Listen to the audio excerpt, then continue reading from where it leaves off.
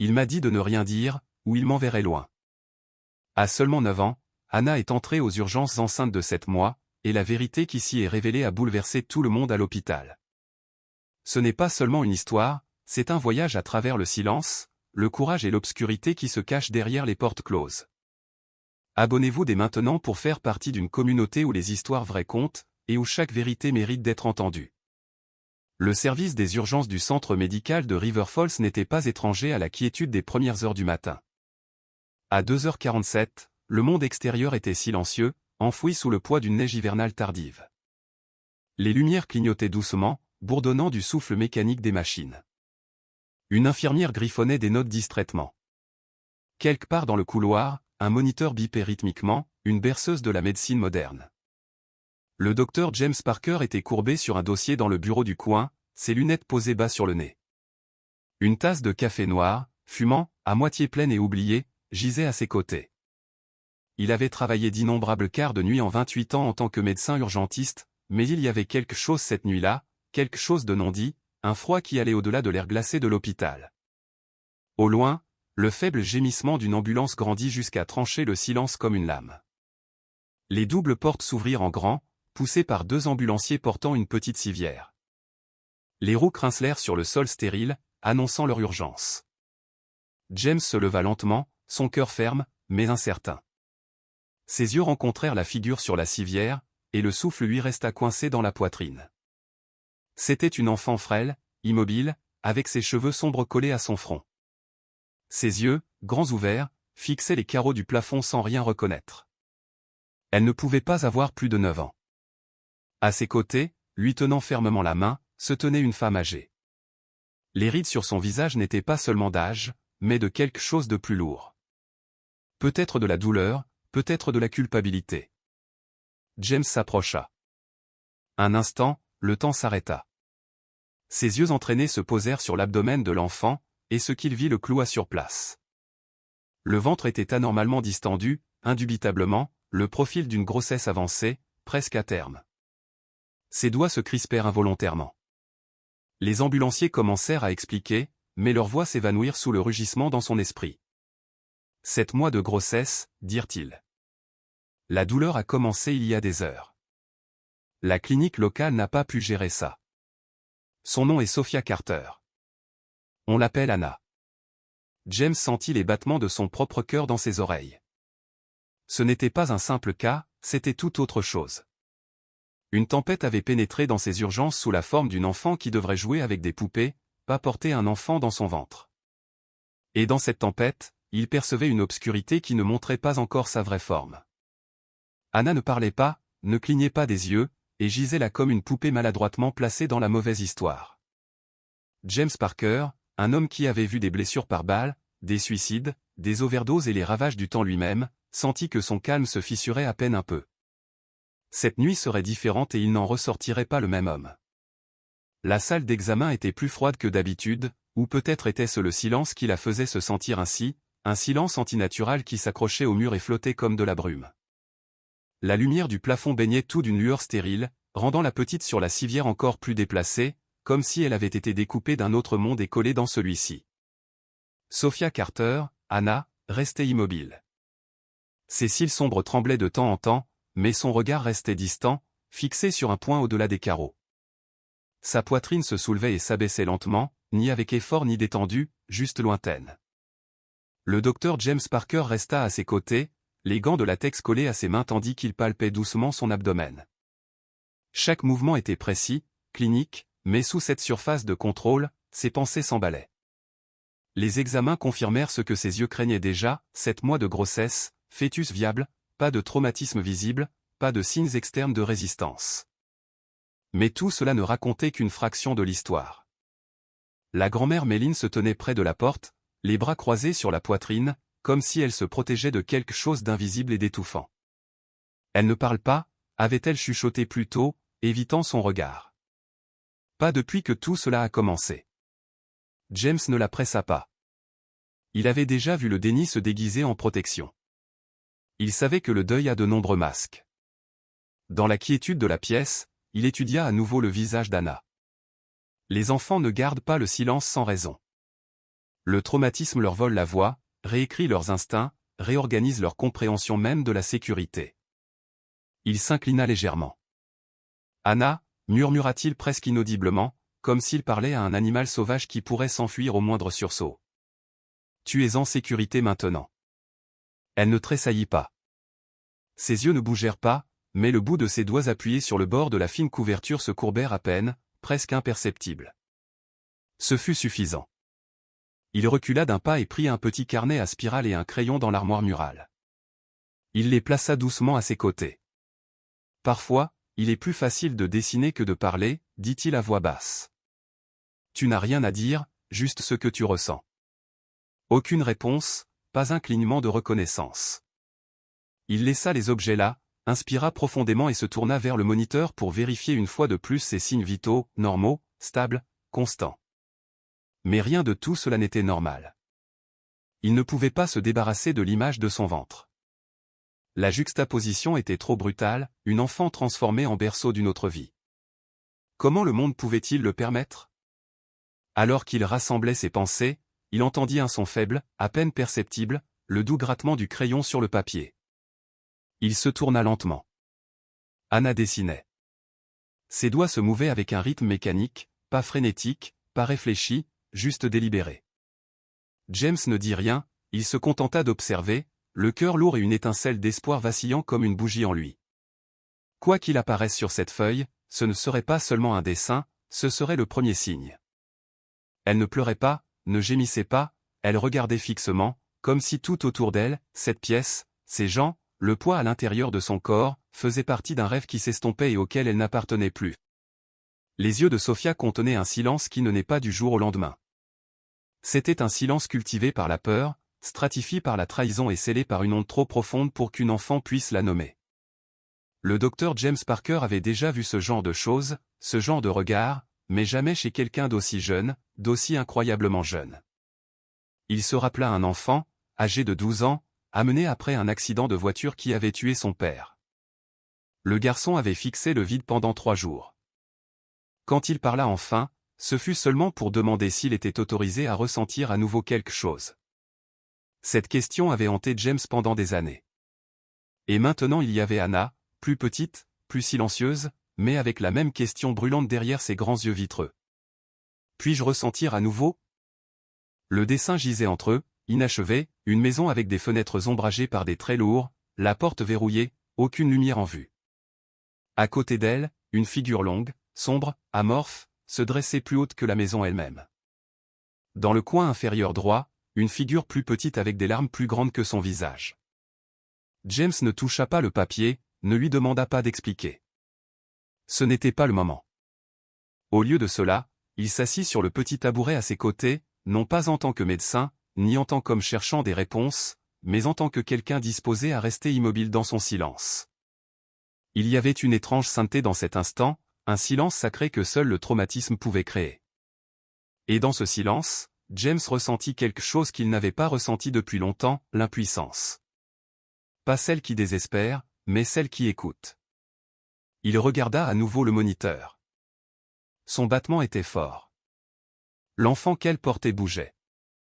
La vie insistait pour continuer, même lorsque le monde refusait d'avoir un sens. Derrière lui, le doux murmure d'une infirmière vérifiant des fournitures, un tiroir qui se fermait avec un clic, la porte qui chuchotait légèrement en frôlant le cadre. Chaque son semblait amplifié, intrusif, mais Anna ne réagissait à aucun. Peut-être était-elle ailleurs, ou peut-être n'était-elle nulle part. James se demanda à quoi aurait ressemblé son dernier jour heureux. Un parc, une maison de poupées, une histoire avant de dormir? Quand son enfance avait commencé à s'éteindre. Quand les ombres avaient pris le contrôle, il se pencha en avant, coude sur les genoux, doigts entrelacés. Sa voix, quand elle vint, fut plus un souffle qu'un son. Parfois, dit-il, nous restons silencieux parce que personne n'a écouté quand nous avons crié. Le regard d'Anna dévia à peine du plafond vers le bord du lit. Ce fut suffisant pour qu'il sache qu'elle avait entendu. Peut-être était-ce tout ce qu'il pouvait lui offrir cette nuit-là, non une solution, non le salut, mais de l'espace et de la présence. Il reviendrait demain. Et le lendemain, car même les cris les plus forts commencent par des murmures piégés derrière des yeux qui gardent le silence. Le dessin reposait sur le plateau à côté des instruments inutilisés, avec des traits de crayon estompés sur les bords où de petites mains avaient hésité. Il en disait plus que n'importe quel mot. La maison n'avait pas de chemin pour y mener. Ni ciel au-dessus, ni arbre autour, juste un rectangle avec des fenêtres fermées et une unique porte marquée d'un cadenas épais et irrégulier.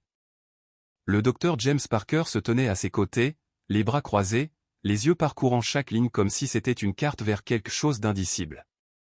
Dans ses années de pratique, il avait appris à interpréter le silence, mais les dessins y portaient un langage distinct, un qui saignait à travers les doigts plutôt que par les cordes vocales. Ce n'était pas l'imagination enfantine, c'était la mémoire. Et la mémoire chez les enfants avait une façon de se déformer, non pas pour tromper, mais pour survivre.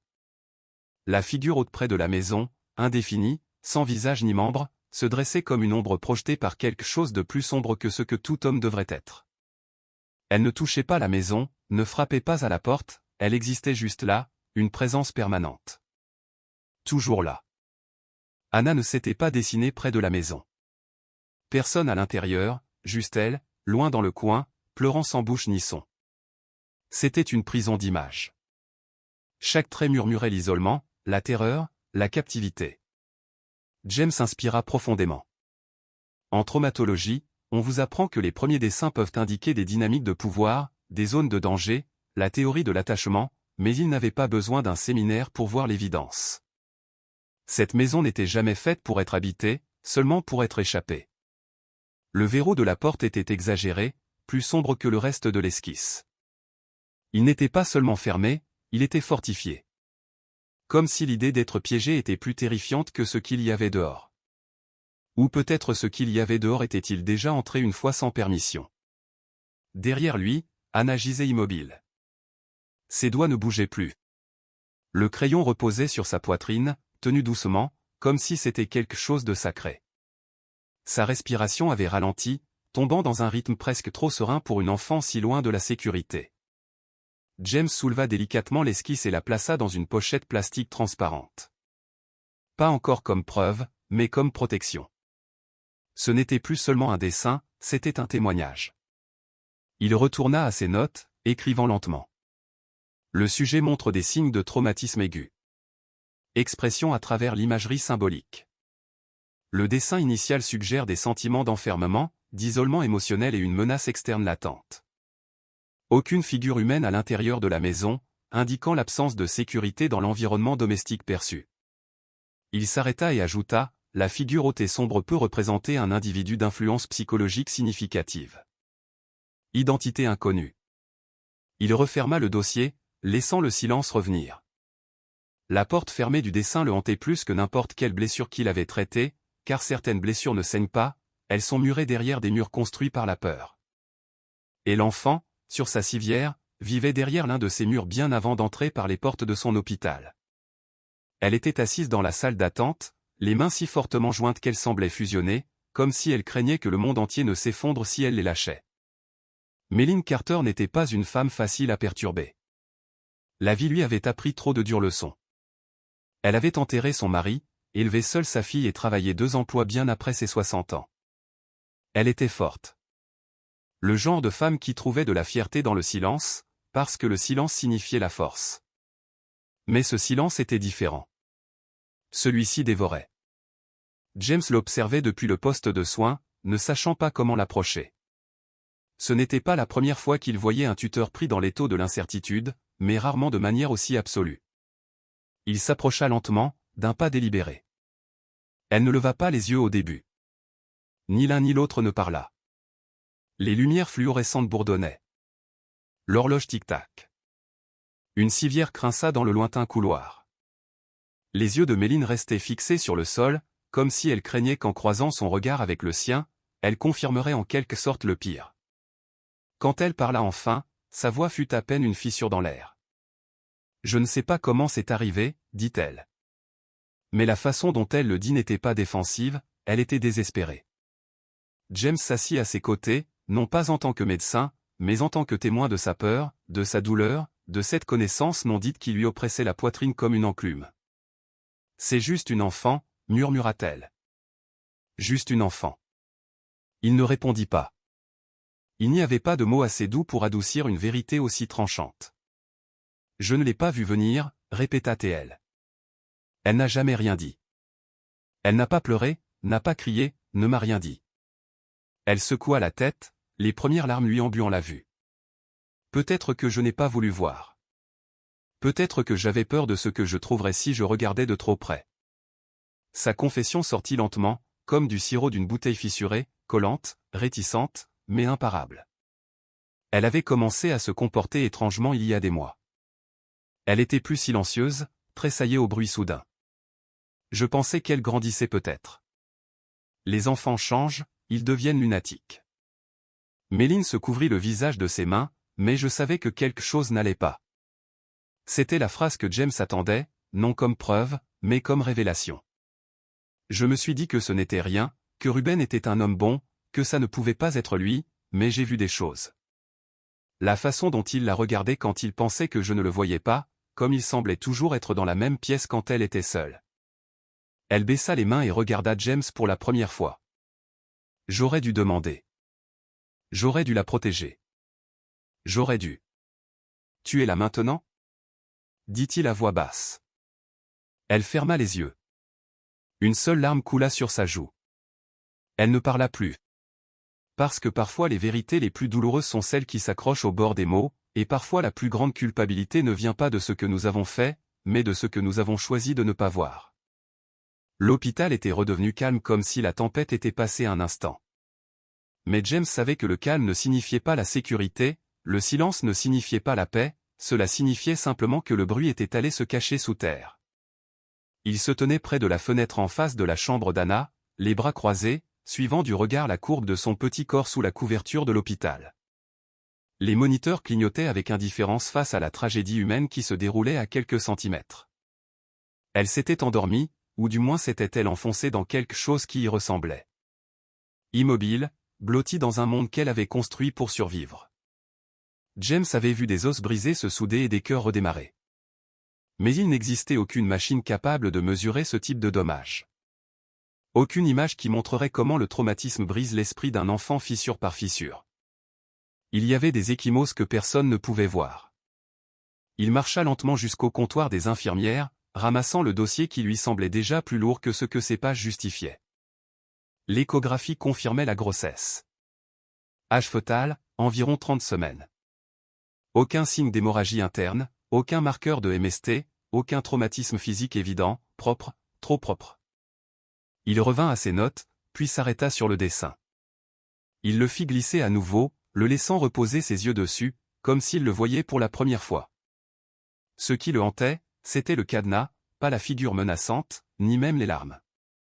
Le cadenas signifiait que quelqu'un voulait entrer ou quelqu'un voulait sortir. Dans tous les cas, quelqu'un devait contrôler la porte, et les enfants ne mettent pas de cadenas dans leur propre imagination. James leva les yeux, croisant le regard d'Helena, l'assistante sociale de l'hôpital qui venait d'entrer. Elle lui fit un signe de tête ferme et serein, ce genre de calme forgé par des années à naviguer la fragilité humaine. Elle se repose, dit James avant qu'elle ne pose la question. Je lui parlerai quand elle se réveillera, répondit Helena doucement. Il hocha la tête, mais à l'intérieur, il sentait une pression grandir. Ce n'était pas de la panique, ni même de la colère. C'était quelque chose de plus froid, de plus calculé. Quelqu'un avait fait ça, et cette personne avait compté sur le silence pour se protéger. Il avait fait confiance à ce qu'une enfant ne parlerait pas, à ce qu'une grand-mère ne demanderait pas, à ce qu'un système regarderait ailleurs jusqu'à ce qu'il soit trop tard. James regarda à nouveau la chambre. Il pensa à sa propre fille, décédée il y a 5 ans d'une leucémie. Une perte qui lui avait réécrit la compréhension de la douleur.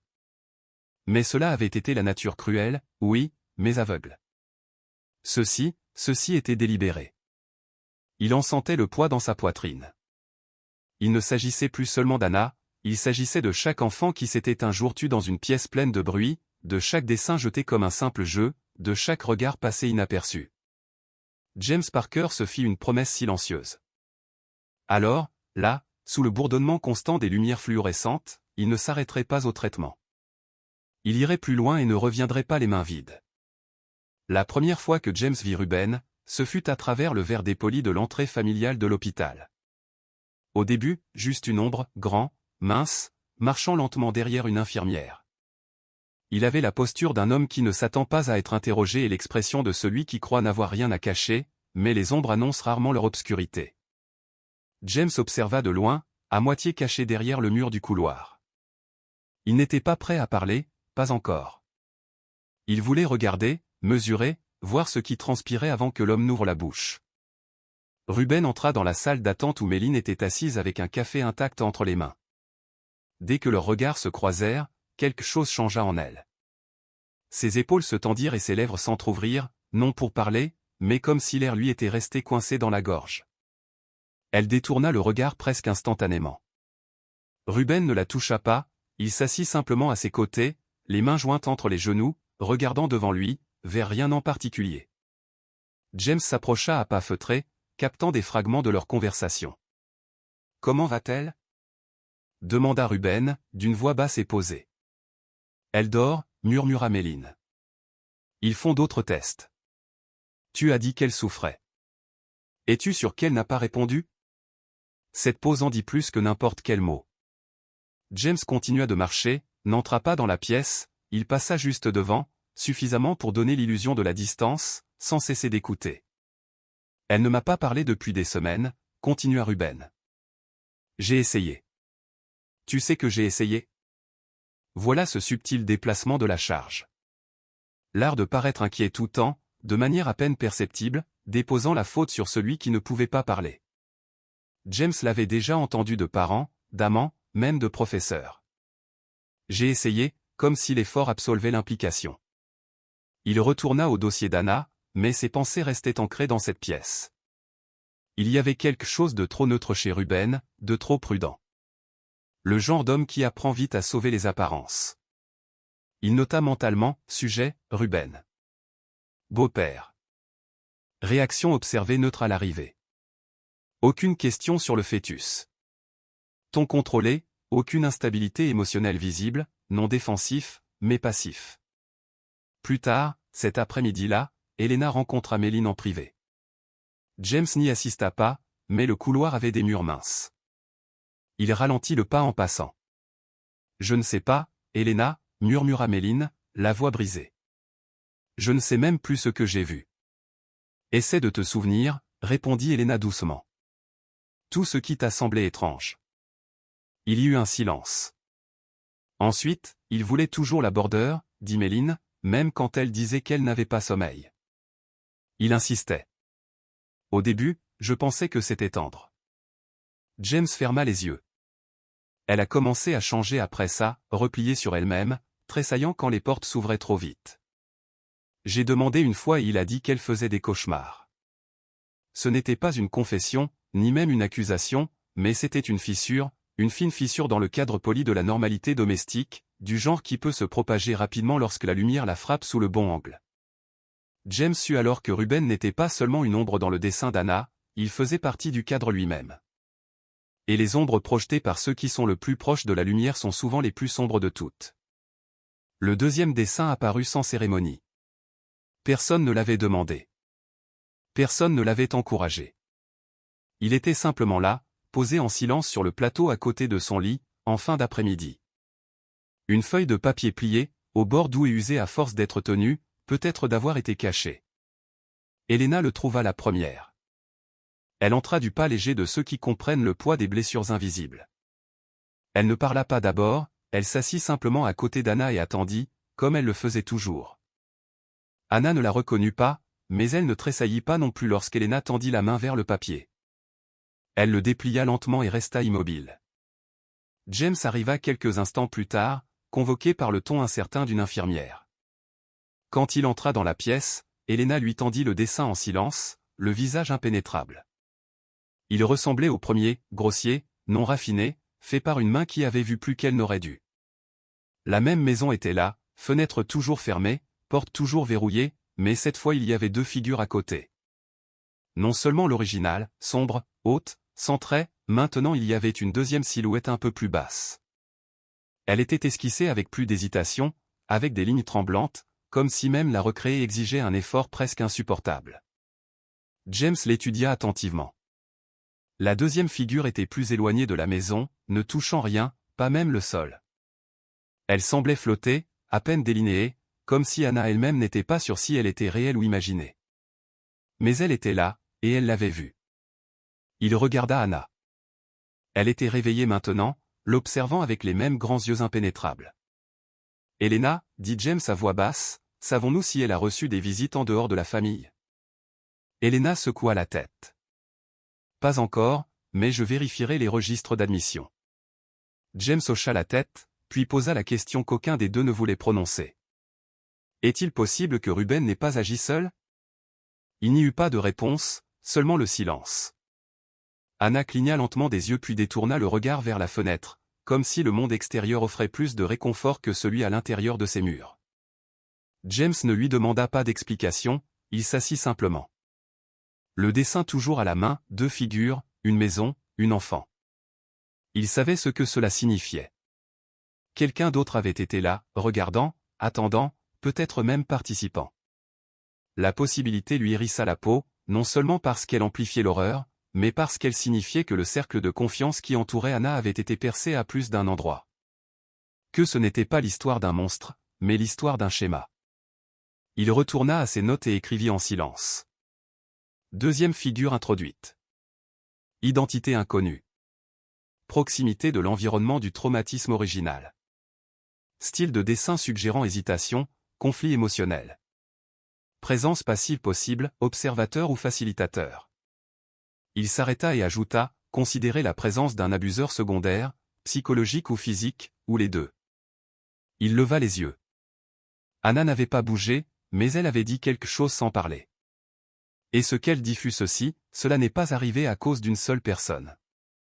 Et cette compréhension, la vérité glaciale et soudaine que les monstres chassent parfois en couple, fut le début de quelque chose de bien plus sombre que ce que James avait imaginé.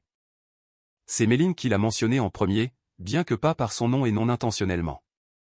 Ils étaient assis dans la salle de consultation familiale. Les murs, d'un gris terne, tentaient sans succès d'offrir du réconfort. La lumière bourdonnait au-dessus tandis que James prenait des notes en silence, permettant à Méline de parler à son rythme. Il était toujours dans les parages, dit-elle soudain, sans que personne ne l'y pousse, les yeux toujours fixés sur la table. Il avait toujours quelque chose à déposer, de la soupe, des magazines, une fois même une écharpe. Il disait qu'il l'avait tricotée pour Anna. James leva les yeux. Elle continua d'une voix plus lente. Je pensais alors qu'il était juste seul. Retraité, il vivait seul, sans enfant, toujours debout à sa fenêtre, regardant la rue. Elle marqua une pause. Parfois je le surprenais simplement là, sans bouger, juste en train de regarder. Elle secoua la tête rapidement, comme si elle se réprimandait de l'avoir mentionné. Ce n'est sûrement rien, juste un vieil homme inoffensif avec trop de temps libre. Mais James avait assez vu pour savoir que l'indifférence était le point de départ de nombreuses histoires comme celle d'Anna, et trop souvent, leur point d'arrivée. « Comment s'appelle-t-il » demanda-t-il doucement. « Eddie » répondit-elle. « Eddie Joyaux, il vit dans l'unité derrière la nôtre. Il y est depuis des années. » Cette nuit-là, James revit les dessins. Deux figures, l'une définie, l'autre hésitante. Était-ce la deuxième figure ou seulement un observateur? Un homme à la périphérie de l'horreur, sachant peut-être plus qu'il n'osait dire. Le lendemain matin, James ouvrit le dossier médical d'Anna et ajouta une nouvelle note, enquêter sur les relations de proximité. Membres non familiaux ayant une exposition fréquente. Focus sur Eddie Joyaux. Les schémas comportementaux suggèrent un possible témoin passif ou une participation active. Plus tard, le même jour, Helena visita la résidence d'Eddie sous prétexte d'assistance communautaire. Elle revint à l'hôpital avec un presse-papier et les sourcils froncés. Il était gentil, dit-elle à James. Trop gentil. James ne répondit pas. Ce n'était pas nécessaire. Il a demandé si Anna allait bien avant même que je prononce son nom, ajouta-t-elle. Et puis il a dit, elle a toujours eu les yeux les plus tristes, n'est-ce pas? Cette phrase transperça James comme une lente lame. Anna était silencieuse, oui, repliée. Mais la tristesse n'était pas quelque chose qu'un voisin remarquait si naturellement, à moins d'avoir regardé de très près, de trop près. Plus tard, cet après-midi-là, James demanda à Méline si Eddie avait déjà été seul avec Anna. De temps en temps, hésita-t-elle, quand je devais aller à la pharmacie. Il se proposait. Il disait que ce n'était pas un problème. Elle porta sa main tremblante à sa bouche. Je pensais que c'était un geste doux. Je pensais, elle ne termina pas la phrase. James resta dans le couloir devant la chambre d'Anna bien après la fin des heures de visite. Il l'observa dormir, la lumière du moniteur projetant des ombres sur son visage. Il imagina une enfant observée, suivie, interprétée à travers des verres et des rideaux par quelqu'un en qui elle croyait, un voisin, un aidant, un ami. Mais le pire n'était pas le regard, c'était le silence qui venait après, le silence des adultes trop fatigués, distraits ou effrayés pour poser les bonnes questions. James prit une autre note, puis la biffa. Certaines vérités n'avaient pas besoin d'être écrites, elles avaient besoin d'être affrontées. La maison d'Eddie était exactement ce qu'on attendrait d'un homme qui avait vécu seul pendant des décennies, ordonné, prévisible, trompeusement tranquille. Helena y était retournée, cette fois avec un agent communautaire. Non pas pour l'interroger, juste une visite informelle de bien-être. Mais James lui avait demandé de garder les yeux ouverts, surtout pour détecter ce qui ne cadrait pas. Parfois, le danger ne se cachait pas dans des tiroirs verrouillés ou des coffres forts. Parfois, il était en pleine vue. Le salon était en désordre, mais pas de manière chaotique. C'était le genre de désordre qui naît d'une routine, un journal plié avec une précision chirurgicale, des napperons sous chaque lampe, une étagère avec des volumes rangés, non pas par titre ou par auteur, mais par couleur. Et sur le manteau de la cheminée, au-dessus du foyer, des photographies, pas beaucoup, à peine quelques-unes. La plupart étaient inoffensives. Un portrait encadré d'Eddie jeune en uniforme militaire, un autre d'un chien. Un golden retriever distendu par le temps et un petit cadre, légèrement tourné vers le mur, comme s'il avait été posé à la hâte puis oublié. Ce fut Helena qui le remarqua. Elle le souleva doucement, l'inclinant vers la lumière. Un enfant d'au plus 7 ans assis sur un banc qui semblait se trouver dans une arrière-cour. Il souriait non pas largement, mais rigidement, comme si on le lui avait demandé. Derrière lui, à moitié coupé sur la photo, se tenait Eddie, la main sur l'épaule de l'enfant. Il n'y avait ni légende, ni date, ni marque d'identification, juste un instant capturé dans le temps, un murmure de quelque chose enfoui depuis longtemps. Helena le porta à James plus tard ce même jour. Il le tint dans ses mains pendant un long moment. L'enfant n'était pas Anna, c'était clair, mais il y avait quelque chose dans sa posture, dans la façon dont ses épaules se courbaient légèrement vers l'avant, dans la tension subtile du sourire. C'était un enfant essayant de se faire plus petit, un enfant qui avait appris que les caméras ne capturent pas la peur, seulement son déguisement. James retourna la photo. Rien. Il la regarda de nouveau, imaginant la conversation précédant le déclenchement de l'obturateur, sourit pour la caméra. J'ai dit souris. Il posa le cadre sur son bureau à côté des dessins d'Anna. 3 images maintenant, de 3 origines distinctes. Une dessinée en silence, une autre gardée secrètement, une autre observée trop longtemps. Il ne s'agissait plus de savoir si, il s'agissait de savoir qui et jusqu'où cela était allé. Il appela les services de protection de l'enfance, demandant l'accès aux anciens dossiers sur Joyo sans accusation formelle, sans enquêtes officielles, juste des rumeurs, des notes, n'importe quoi. Le même après-midi, il reçut un appel en retour. Il y avait eu un rapport il y a près de 20 ans. Un enfant nommé Léo, le fils d'un voisin. Déclaration retirée. Affaire classée. Léo avait déménagé. Eddie était resté, et la photographie était restée avec lui. Cette nuit-là, James regarda par la fenêtre de l'hôpital, les lumières de la ville s'estompant contre la vitre. Quelque part là-dehors, Léo avait porté son silence jusqu'à l'âge adulte, de la même manière qu'Anna berçait maintenant le sien. Des enfants différents, la même ombre. Et les ombres, comprit James, ont de la mémoire. Elles ne font pas que suivre, elles reviennent aussi. Il y a des moments si silencieux qu'ils ne laissent pas d'écho. Des moments où le son serait un acte de miséricorde, ou même le craquement d'une marche ou le froissement d'un tissu offrirait la preuve que quelque chose s'est réellement produit. Mais dans le souvenir qu'Anna portait, il n'y avait pas de son, juste un clic. Elle ne se souvenait pas des mots, s'il y en avait eu. Ils s'étaient dissous dans les murs. Elle ne se souvenait pas de l'heure exacte, ni si c'était le jour ou la nuit, l'été ou l'automne.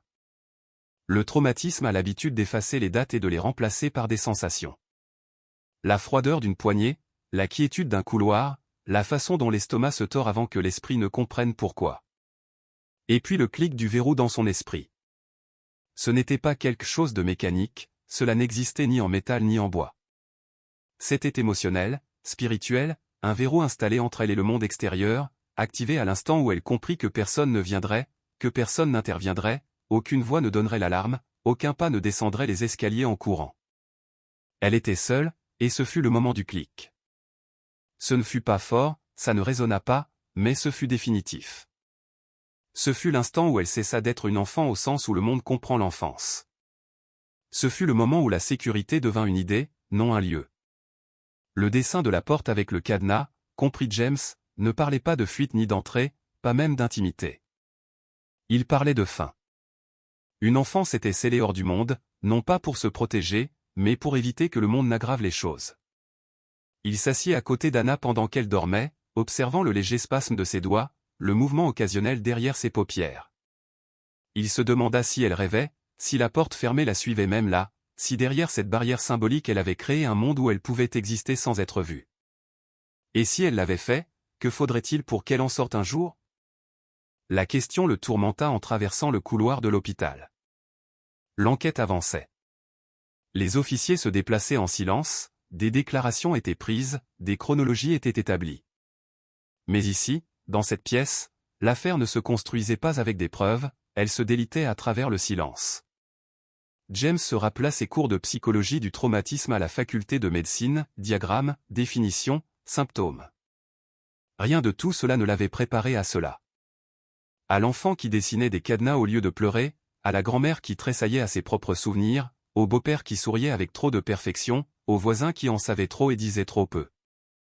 Il referma le dossier d'Anna et posa sa main près de la sienne, sans la toucher, juste près. Il y a des moments où la guérison ne commence pas avec la médecine ni avec la justice, elle commence avec la présence, avec la patience, avec la longue et silencieuse attente qu'un enfant cherche la clé, parce que personne ne peut ouvrir la porte sauf lui. Mais quelqu'un peut attendre de l'autre côté. Tout a commencé comme un murmure dans l'esprit de James, un inventaire silencieux qui grandissait à chaque heure qui passait. Une liste non pas de faits, non pas de preuves, mais de « presque », presque remarqué, presque signalé, presque cru. Il s'assit seul dans la salle de repos, les lumières tamisées, le café tiède entre les mains et le silence épais comme de la brume. Les murs autour de lui gardaient plus que des ampoules fluorescentes et des dossiers médicaux. Il gardait les échos d'histoires qui n'ont jamais dépassé le bord de la conversation. L'histoire d'Anna n'était pas unique par son horreur, elle l'était par la proximité avec laquelle elle avait failli devenir une autre tragédie, ensevelie sous la routine. Il pensa à Méline. Elle avait presque posé les bonnes questions. Elle avait presque suivi le sentiment que quelque chose n'allait pas. Quand Anna a cessé de chanter les chansons de dessins animés, quand elle a commencé à verrouiller sa porte, quand elle a commencé à tressaillir au bruit fort. James pensa au professeur qu'il avait probablement vu devenir plus silencieuse en classe, à l'infirmière qui avait noté sa prise de poids soudaine sans demander pourquoi elle était arrivée si brusquement, au voisin d'en face qui avait sûrement vu des choses, des moments étranges, de petits gestes, mais qui avait décidé de regarder ailleurs. Il pensa à Eddie, qui était presque passé inaperçu, qui semblait presque inoffensif, qui avait presque réussi à se faire passer pour quelqu'un de gentil. Et à Ruben, qui avait presque aimé Anna comme un beau-père devrait le faire, qui avait presque convaincu tout le monde autour de lui qu'il était le refuge sur dont elle avait besoin. James regarda sa tasse, observant le café ondulé. Il s'ajouta lui-même à la liste. Il avait presque posé plus de questions à la grand-mère cette première nuit. Il avait presque défié son silence.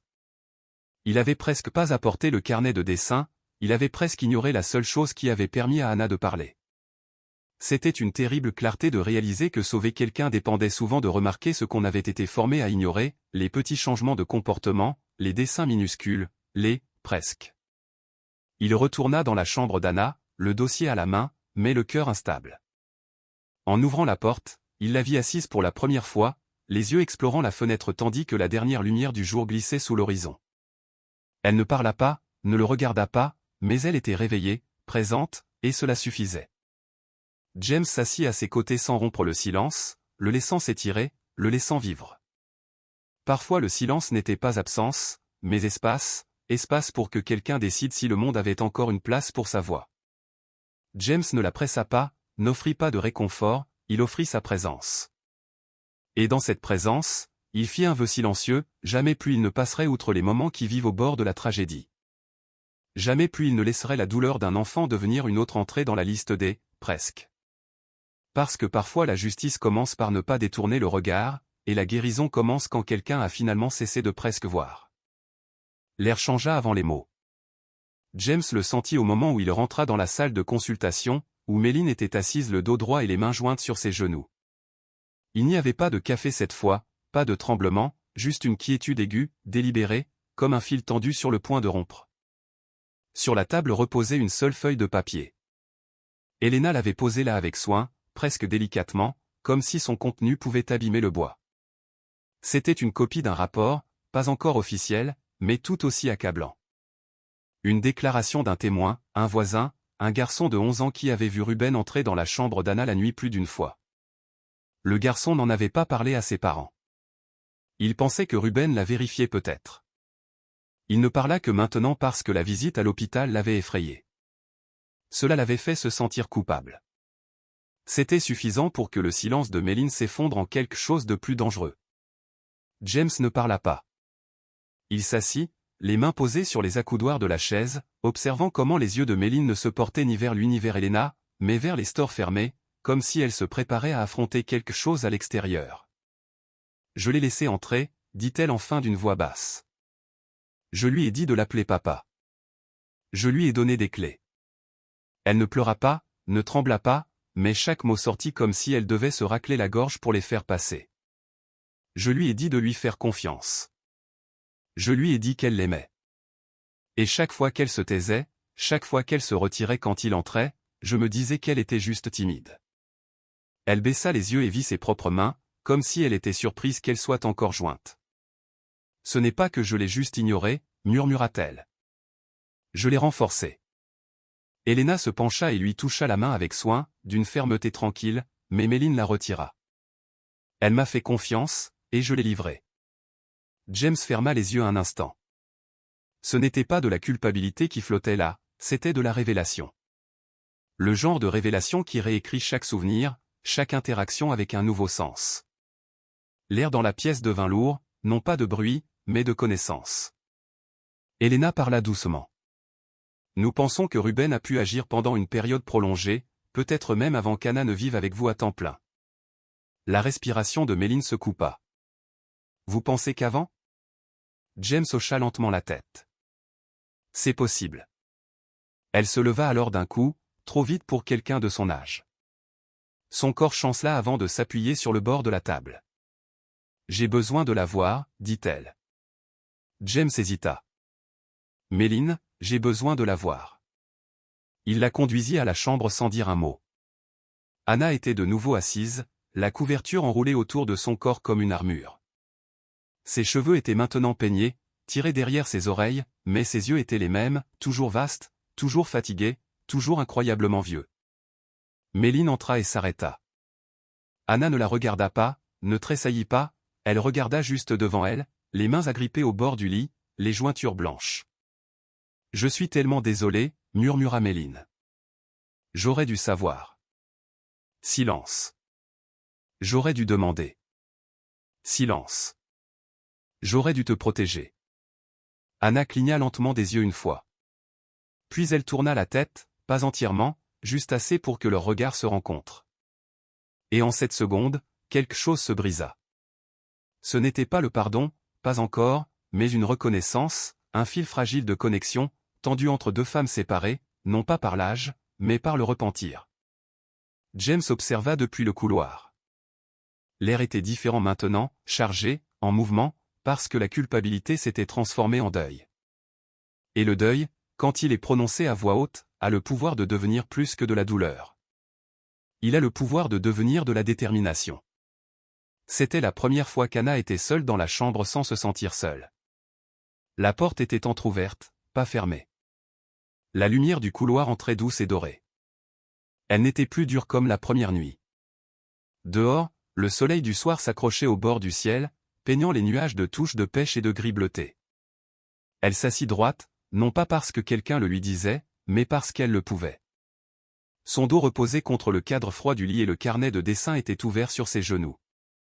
Elle n'avait rien dessiné de nouveau depuis la deuxième figure, non pas parce qu'elle ne le voulait pas, mais parce qu'elle n'était pas sûre de ce qui en sortirait cette fois. Et pour la première fois, cette incertitude ne l'effrayait pas, elle existait simplement comme une question qui n'avait pas besoin de réponse immédiate.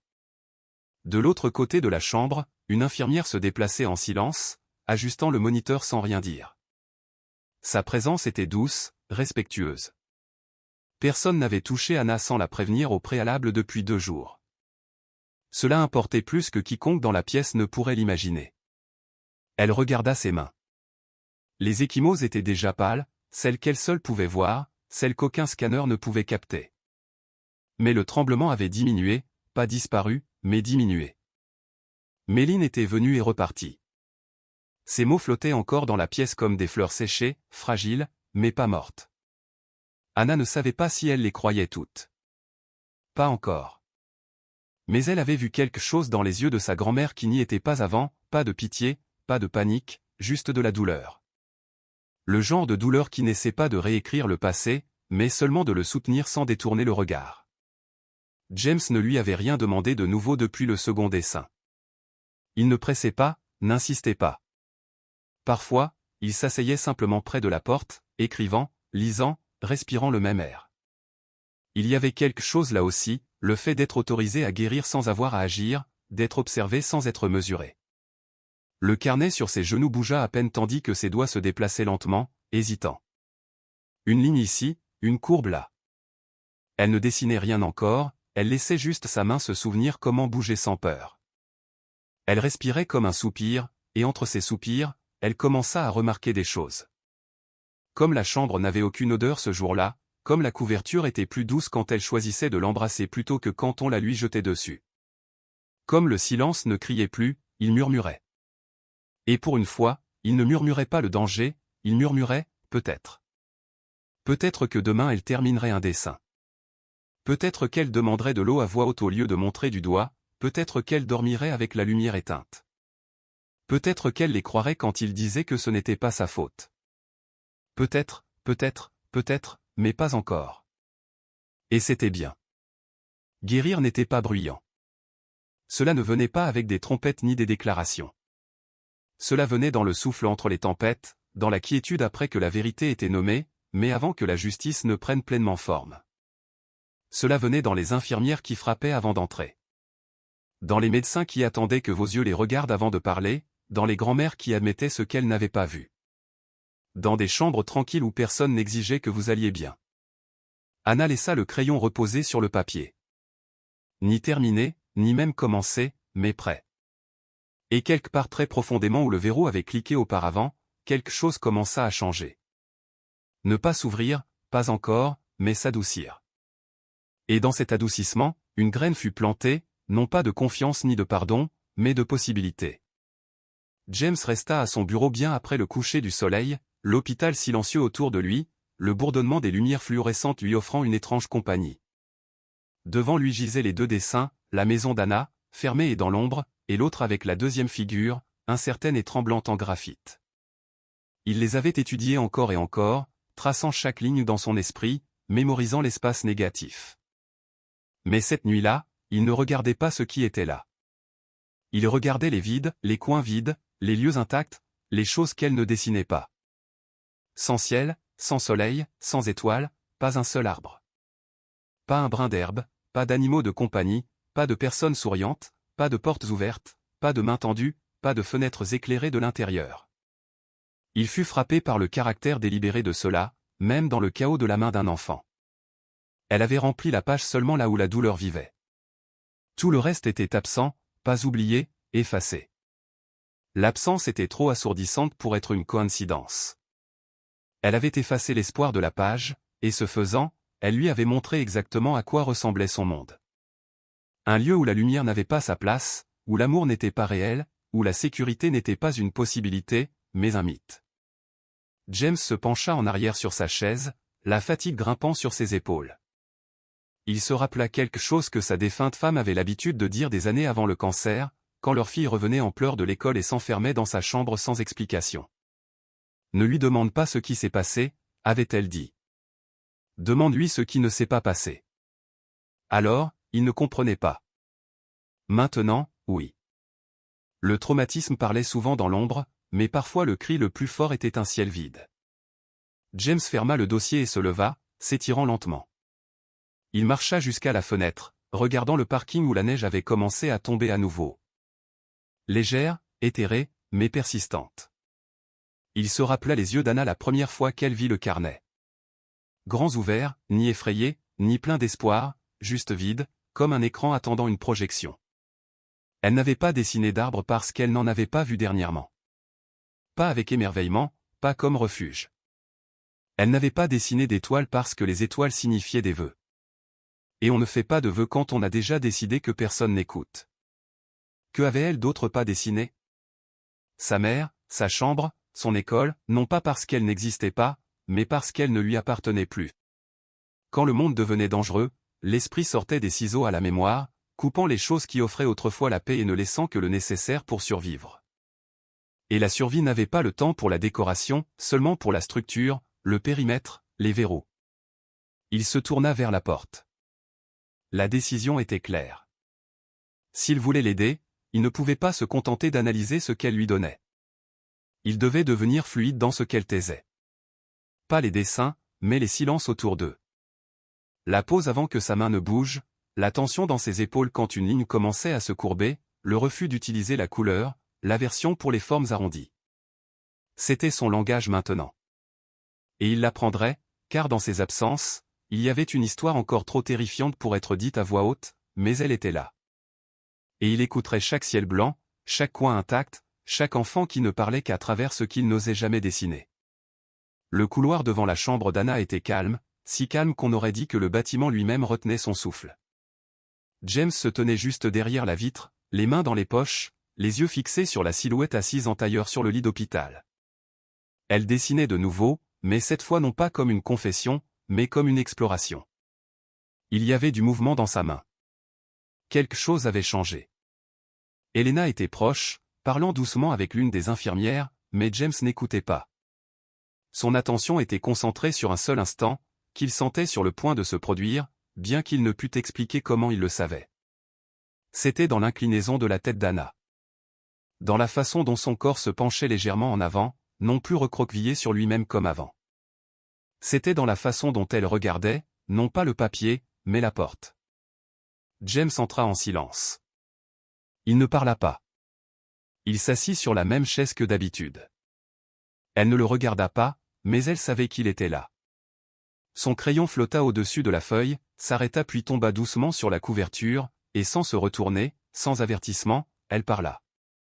Il m'a dit de ne pas le dire. James ne bougea pas, pas même un soupir.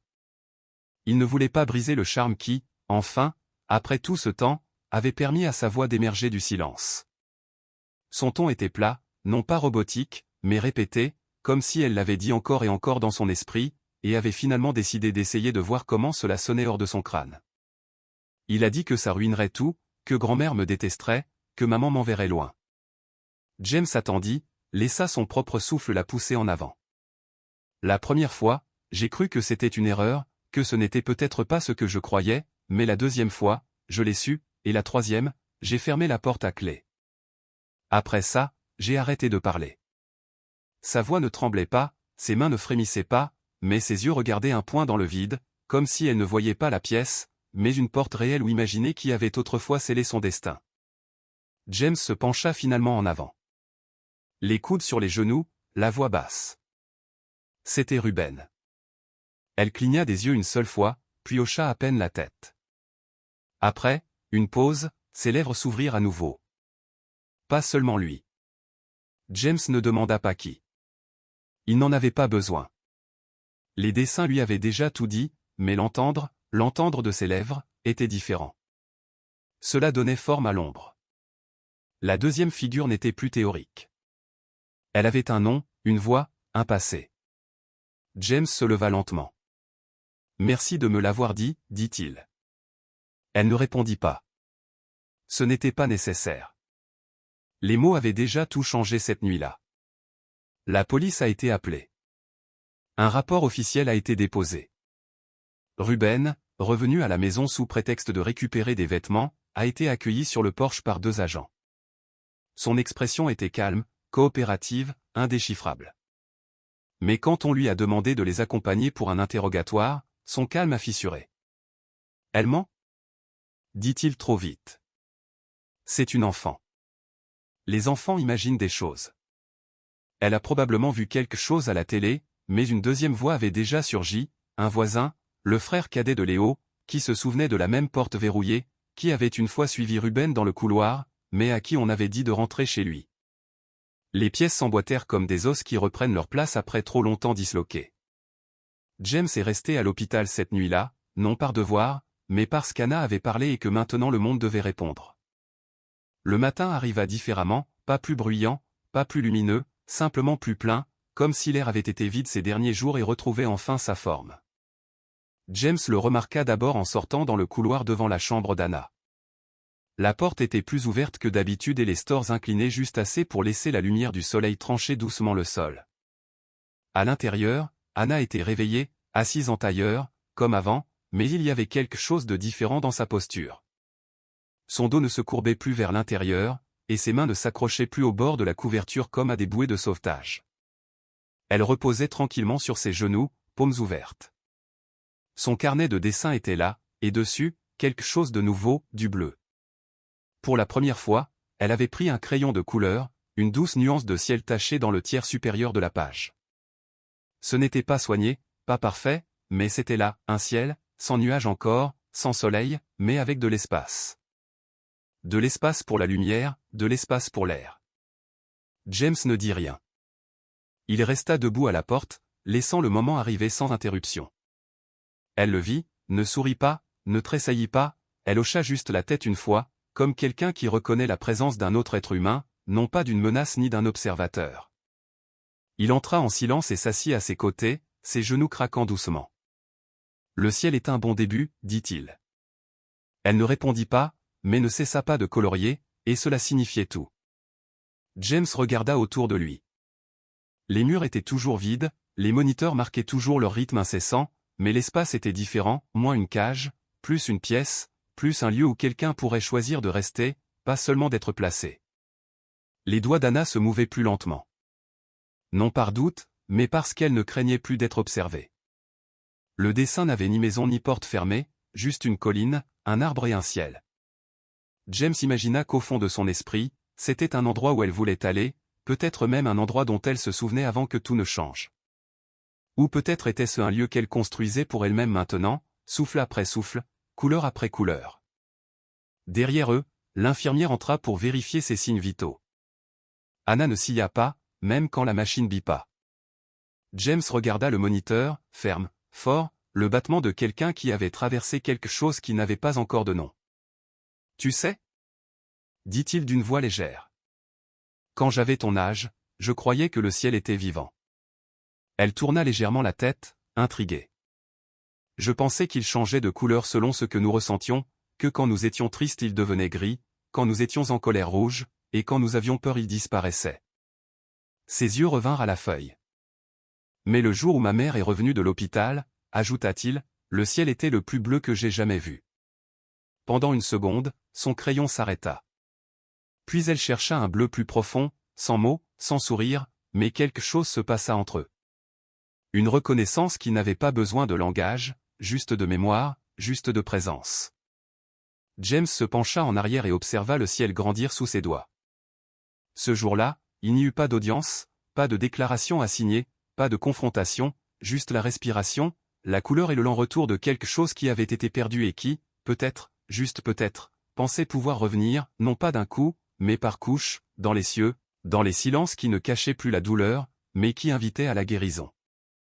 Ce fut le jour où le ciel revint et avec lui le premier vrai signe d'un demain. La salle d'audience n'était pas grande. Elle sentait le bois poli et l'air recyclé, et les lumières du plafond jetaient une pâle lueur sur tout, rendant même les sièges plus froids qu'ils ne devraient l'être. Anna était assise à côté d'Elena, son petit corps rapetissé par la chaise, ses pieds touchant à peine le sol. Elle portait un simple pull bleu clair, la même nuance qu'elle avait utilisée pour peindre le ciel. Ses mains étaient fortement jointes sur ses genoux, mais ses épaules restaient droites.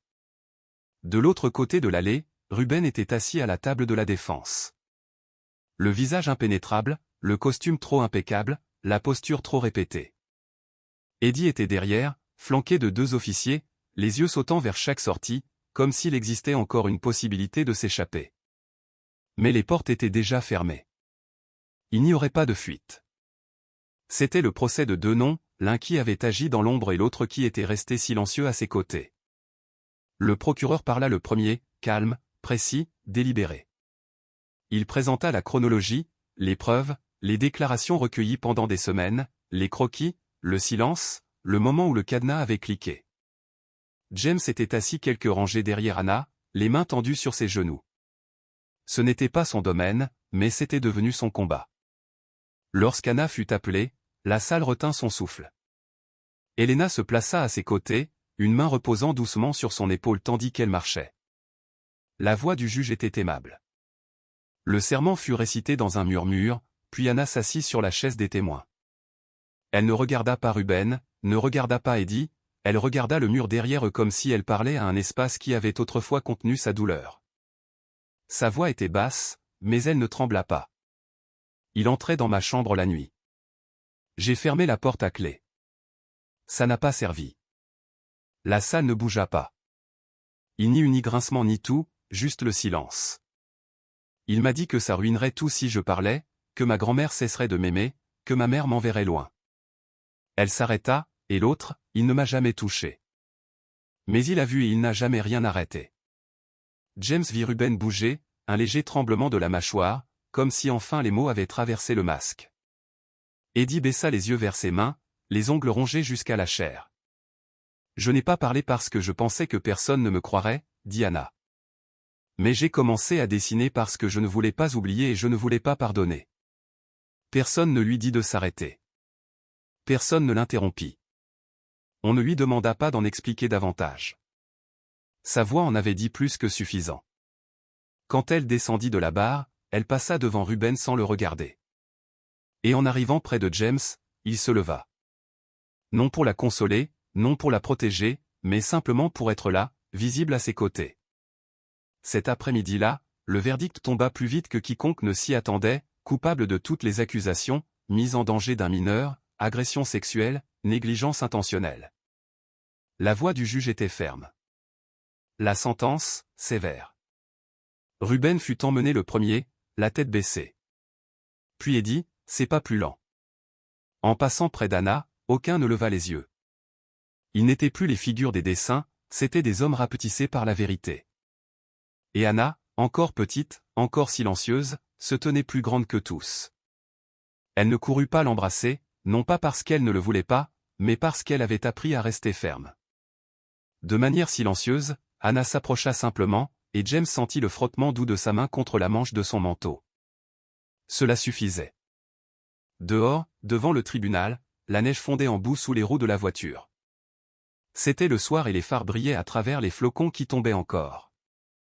James ouvrit la porte pour Anna et Helena. Leur souffle formait des cercles dans l'air froid. Un instant, Anna s'arrêta. La tête légèrement en arrière. Les cils tremblants, laissant les flocons se poser sur son visage. Elle ne tressaillit pas. Ils rentrèrent lentement. Les fenêtres entr'ouvertes, juste assez pour laisser entrer l'air nocturne. Une odeur d'asphalte mouillé et de pain. Anna posa son visage contre la vitre froide, regardant les lumières se transformer en traînées floues. Sur le siège arrière se trouvait son carnet de dessin, fermé pour l'instant, mais pas oublié. À l'hôpital, ils avaient préparé une petite cérémonie. L'infirmière Patel, l'aide-soignant Chen, Helena, tous rassemblés dans le couloir avec des sourires doux et des couvertures chaudes. Ils ont donné à Anna un nouveau carnet avec des feuilles épaisses. Il n'y avait pas de cadenas peint sur la couverture, juste de l'espace. Plus tard, dans le bureau du docteur Parker, Anna l'ouvrit, tourna à une page blanche et la toucha doucement du bout du doigt. James l'observait. Son doigt, suspendu avant de tracer la première ligne. Un petit arbre, élancé, avec des branches nues qui s'élevaient vers le ciel. Tu n'as pas à le faire, dit-il à voix basse. Anna secoua la tête, un petit sourire effleurant ses lèvres. Je veux le faire. Elle dessina de nouveau, cette fois avec plus de liberté. Un soleil qui luttait pour percer les nuages. En dessous, une maison avec la porte ouverte. L'arbre enraciné à ses côtés. James sentit un poids s'alléger dans sa poitrine. Elle termina l'esquisse, s'allongea et dit doucement, « Il n'y a pas de cadenas. » Il hocha la tête, ravalant le nœud dans sa gorge. « Il n'y a pas de cadenas. »« C'est bon, » murmura-t-elle. « Je n'ai pas peur. » Et c'était tout. Les dernières semaines de son séjour à l'hôpital furent remplies de petites victoires. Anna demandant ses repas, dormant sans le doux bourdonnement de la veilleuse, même appelant James par son nom, sans que personne ne la guide. Méline revint, débordante de fierté et de remords. Elle entra dans la chambre d'Anna avec un vase de fleurs fraîches, des jonquilles jaunes et pleines d'espoir. « Je pensais que tu aimerais, » dit-elle d'une voix tremblante. Anna se leva et prit le vase avec soin. « Merci. » Puis elle regarda sa grand-mère. Et pour la première fois, elle permit un véritable moment de proximité. Sans peur, non dit, sans distance. James regardait depuis la porte, les bras croisés, mais le cœur ouvert. Il vit la petite fille et la grand-mère se rapprocher. Il vit Anna montrer à sa grand-mère comment presser des pétales entre les pages du carnet. Il vit Méline pleurer doucement, non de tristesse, mais de soulagement. La ville dehors se préparait au printemps. La glace reculait. Les ruisseaux grossissaient, les crocus perçaient leurs lis boueux. La nature se rappelait son rythme, et Anna aussi. Le jour de sa sortie, le docteur Parker lui tendit une petite toile et un jeu d'aquarelle. « Au cas où le monde te semblerait trop silencieux parfois, » dit-il. Anna les accepta. Les yeux brillants. Elle ne parla pas, elle les rangea dans son sac à dos. En sortant au soleil, au vrai soleil, Anna s'arrêta, lui fit face entièrement et ferma les yeux. Sa poitrine se souleva d'une respiration assez profonde pour se sentir libérée. L'air était frais, mais pas froid. Il apportait le chant des oiseaux, les voitures, les rires lointains, la vie. Elle ouvrit les yeux et prit son carnet. Elle embrassa la couverture blanche et le rangea dans son sac à dos. Le coup n'était plus le clic d'un cadenas, c'était une invitation. Parfois les voix les plus fortes viennent de ceux qui chuchotent à peine. L'histoire d'Anna nous rappelle que derrière chaque enfant silencieux peut se cacher une vérité trop lourde à mettre en mots, et que la guérison commence non pas quand la douleur se termine, mais quand quelqu'un écoute enfin. Si cette histoire vous a touché, si elle vous a fait vous arrêter, réfléchir ou ressentir, abonnez-vous, car ici nous ne racontons pas seulement des histoires, nous donnons une voix au silence. Rejoignez notre communauté. Vous ne savez jamais à qui votre attention peut aider.